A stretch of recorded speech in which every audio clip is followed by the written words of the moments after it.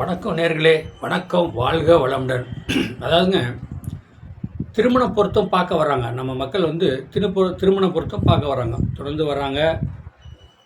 ஒன்று சாதகம் செட்டாகாமல் போயிடுது, ஒன்று வந்து பொருத்தம் சரியில்லாமல் போயிடுது, ஒன்று வந்து பார்த்திங்கன்னா கட்டம் சரியில்லாமல் போகுது. இப்போ கட்டம் சரியில்லாமல் போகுதுன்னா, திருமணம் பொறுத்து பார்க்க வரவங்களுக்கு பொருத்தம் மெயினாக வந்து ரச்சு பொறுத்து இருந்து 5 பொறுத்து இருந்தாலும் மேரேஜ் பண்ணலாம். அதில் வந்து எந்த ஒரு மாற்றம் கிடையாது. திருமணத்தில் லக்கம் ஒரு பொண்ணோட சாதகத்தில் லக்கணத்துக்கு 7ஆம் இடம் சொல்லக்கூடாது. 7, 8 சுத்தமாக இருக்கலாம், அதை பற்றி ஒன்றும் பிரச்சனை கிடையாது. 7ஆம் இடம் சுத்தமாக இருந்தாலும் லக்கணத்துக்கு 7ஆம் இடத்துல வந்து 6 குடையவன் போயிருக்கூடாதுங்க. லக்கணத்துக்கு 7 குடையவன் வந்து 8க்கு போகக்கூடாது.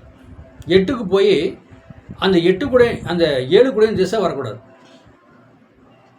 அப்போ அதே நேரத்துக்கு வந்து 6 கூடையும் 7ஆம் இடத்துக்கூடாது, அவரோட திசை வரக்கூடாது. மெயினாக அது பார்த்துக்கணும். நீங்கள் பொருத்தம் பார்க்கும்போது திருமண பொருத்தங்கிறது அந்த சப்ஜெக்ட் வந்து இன்னொரு லைவாக நான் ஒன்று பண்ணுறேன்.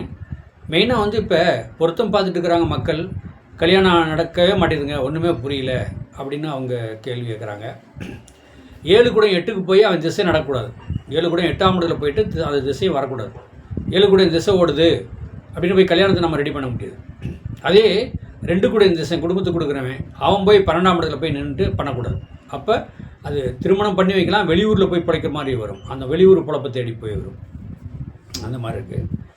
அப்போ அந்த அந்த அந்த 7 கூடையும் சொல்லக்கூடாது. இல்லை 7ஆம் இடம்னு சொல்லக்கூடாது.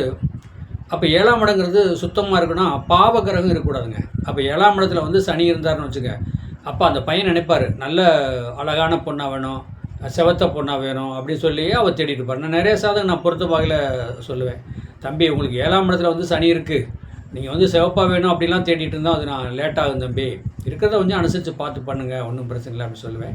ஏன்னா வந்தாலும் அவங்க வந்து ஒத்துக்க மாட்டாங்க. இதே வந்து 7ஆம் இடத்துல வந்து பாவக்கிரகம் இருந்தாலோ திருமணம் லேட்டாகும், 2ஆம் இடத்துல வந்து பாவக்கிரகம் இருந்தாலே திருமணம் லேட்டாக தான் செய்யும் அப்படிங்கிறது. அப்போ ஒரு ஆணும் பொண்ணும் சாதத்தை நம்ம பொருத்தி பார்க்குறோம், திருமணம் பொருத்தம்.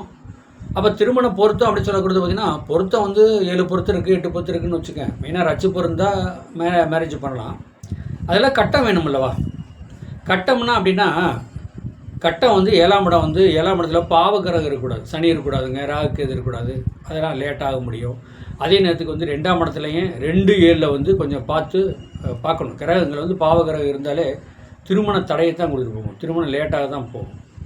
அதை மெயினாக பார்த்து பேரண்ட்ஸ்கிட்ட, நம்மக்கிட்ட சாதகம் பார்க்க வரக்கூடியவங்ககிட்ட நம்ம தெளிவாக சொல்லிட்டா தான் நல்லது நடக்கும்.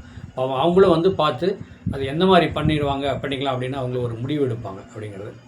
ரெண்டாவது வந்து அதே நேரத்துக்கு 7 கூடையும் 11ஆம் இடத்துக்கு போயிட்டாலே, லக்னாதிபதி 11ஆம் இடத்துக்கு போயிட்டாலே அப்போ தாரதோஷம் இருக்குது. அந்த தாரதோஷ முறையாக வந்து நீங்கள் அதை கழிச்சுக்கணும். அந்த கழிச்சுக்கிட்டிங்கன்னா இப்போ அது கழிக்கிறதுன்னு வைங்க, அந்த லக்னாதிபதி 11க்கு போகிறாரு, அவரோட திசை வருமா, 7 கூடையும் 11ஆம் இடத்துக்கு போகிறாரு, அவரோட திசை வருமா, அதெல்லாம் மெயினாக பார்த்துக்கணும். தாரதோஷம் இருக்கா இல்லையான்னு ஓப்பனாக சொல்லிடணும். அதை விட்டு ஒளிமறைவாக வச்சுக்கிட்டு பேசுறதுனா மகா தப்பு. அப்போ 2, 7 சுத்தமாக இருந்தாலே, பாவகிரகம் இல்லாமல் இருந்தாலே கல்யாண தடை இல்லாமல் முடிவு ரெடி ஆகிடும். பொருத்தம்லாம் இருக்குதுங்க, பொருத்தம் இருக்குது, குரு பார்வை 2 பேத்துக்கு இருக்குது, அதில் எந்த ஒரு மாற்றம் கிடையாது. ஆனால் அது தடை கொடுத்துட்டே போகுது. வரக்கூடிய மக்கள் வாடிக்கையாளர் தான் கேட்பாங்க, என்னங்க பொருத்தம் வருஷக்கணக்கில் பார்த்துட்டு இருக்கிறோம், ஒன்றுமே நடக்க மாட்டேங்குதுங்க, ஏதோ ஒன்று தடை கொடுத்துக்கிட்டே போகுது அப்படின்னு கேட்டால் அந்த மாதிரி ஒரு அமைப்பை கொடுத்துட்டு போகும். அதுக்கு சில வாடிக்கையாளர் கேட்குறாங்க, 2 பேர்த்துக்கும் குரு பலன் இருக்கணுமா, குரு பார்வை இருக்கணுமா அப்படின்னு கேட்குறாங்க. அப்படிலாம் கிடையாதுங்க. 2 பேர்த்துக்கு வந்து குரு பார்வை இருக்கணும்னு ஒன்றும் அவசியம் கிடையாது. யாரோ ஒருத்தருக்கு இருந்தாலே போதும், கூடி வரும் கல்யாணம். ஆனால் அதே நேரத்துக்கு 2 பேர்த்துக்கும் குரு பார்வை இல்லைன்னா கூடி வர்றதுக்கு சிரமத்தை கொடுக்கும். ஏதோ ஒரு காரணத்தினால அது பிரிவினையே கொடுத்துட்டு போகும். பொருத்தம் பார்த்துட்டே இருப்பாங்க, அது பிரிஞ்சுக்கிட்டே பிரிவினை கொடுத்துட்டே போகும். அதனால் வந்து திருமண பொருத்தங்கிறத வந்து மெயினாக கட்டம் பார்க்கணும். 2, 7 சுத்தமாக இருக்கா, 2, 7 பாவக்கிரகம் இருக்கக்கூடாது, அதை நீங்கள் மெயினாக பார்த்துங்க. அதை நீங்கள் மெயினாக பார்த்தீங்கன்னா வாழ்க்கையில் கண்டிப்பாக ஜெயிக்கலாம். பசங்க பிள்ளைகளுக்கு டக்குன்னு கல்யாணத்தை பண்ணி வச்சிடலாம். ஏன்னா மெயினாக வந்து ஒரு சாதகம் மாதிரி ஒரு சாதகம் இருக்காது அல்லவா? ஒன்று நல்லா இருக்கும், ஒன்று கட்டம் நல்லா இருக்கும், ஒன்று சரியில்லாமல் இருக்கும். அதை தான் நம்ம பார்த்து மெயினாக வந்து பொருந்தணும். அப்படி பொருந்தினா மட்டும் நம்ம வாழ்க்கையில் ஜெயிக்க முடியும். வாழ்க வளமுடன்.